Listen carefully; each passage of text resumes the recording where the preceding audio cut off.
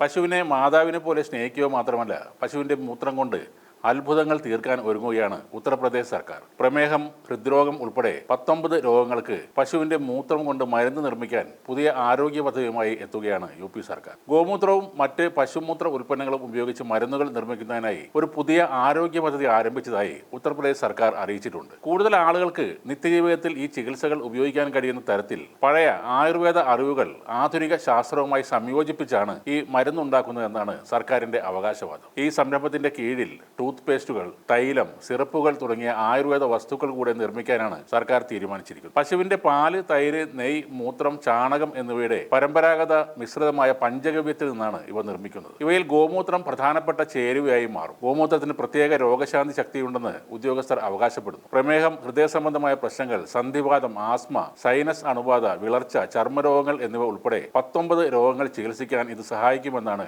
UPയിലെ യോഗി സർക്കാരിന്റെ അവകാശവാദം. അതേസമയം ഈ അവകാശവാദങ്ങളെ സംബന്ധിച്ച് ഒരു വിഭാഗം സംശയം ഉന്നയിക്കുന്നുണ്ട്. അതിനാൽ ശരിയായ ശാസ്ത്രീയ പരിശോധന നടത്തുമെന്നും സർക്കാർ പറയുന്നു. ഈ ഗോമൂത്ര പദ്ധതി രോഗികളെ മാത്രമല്ല, ഗ്രാമപ്രദേശങ്ങളിലെ ദരിദ്ര സമൂഹങ്ങളെയും സഹായിക്കുമെന്ന് ഉത്തർപ്രദേശ് ഗോസേവാ കമ്മീഷനിലെ ഓഫീസർ ഡോക്ടർ അനുരാഗ് ശ്രീവാസ്തവ് പറഞ്ഞു. ഈ മരുന്നുകൾ ശാസ്ത്രീയമായ രീതിയിലാണ് നിർമ്മിക്കുന്നത്. അവ രോഗികളെ സഹായിക്കുക മാത്രമല്ല, പശു സംരക്ഷകർ, കർഷകർ, ഗ്രാമീണ യുവാക്കൾ എന്നിവർക്ക് ജോലി നൽകുകയും ചെയ്യുമെന്നും അദ്ദേഹം പറഞ്ഞു. കേന്ദ്ര ആയുഷ് വകുപ്പും ഈ പദ്ധതിയെ പിന്തുണയ്ക്കുന്നുണ്ട്. ആയുർവേദം, യുനാനി തുടങ്ങിയ പരമ്പരാഗത ഇന്ത്യൻ വൈദ്യശാസ്ത്ര രീതികളെ ഇത് പ്രോത്സാഹിപ്പിക്കുന്നു. ഗോമൂത്രത്തിന് പ്രകൃതിദത്തമായ രോഗശാന്തി ശക്തിയുണ്ട്. കൂടുതൽ ആളുകൾ അതിൽ വിശ്വസിക്കുന്നതിനായി ഞങ്ങൾ അത് ശാസ്ത്രം ഉപയോഗിച്ച് തെളിയിക്കാൻ ശ്രമിക്കുകയാണെന്നും ഡോക്ടർ ശ്രീവാസ്തവ് പറഞ്ഞു. ഒട്ടേറെ പേർ ഈ നീക്കത്തെ പ്രശംസിക്കുമ്പോൾ മറ്റു ചിലർ ഗോമൂത്രത്തിന്റെ മെഡിക്കൽ മൂല്യത്തെക്കുറിച്ച് ചോദ്യങ്ങൾ ചോദിക്കുന്നുണ്ട്. കൂടാതെ ഇത്തരം ഉൽപ്പന്നങ്ങൾ വ്യാപകമായി ഉപയോഗിക്കുന്നതിന് മുമ്പായി പൂർണ്ണ ഗവേഷണ ഡാറ്റ പുറത്തുവിടണമെന്ന് ശാസ്ത്രജ്ഞരും ആരോഗ്യ വിദഗ്ധരും സർക്കാരിനോട് ആവശ്യപ്പെടുകയും ചെയ്തു. ഇതിന്റെ ഔഷധ ഗുണങ്ങൾക്കൊപ്പം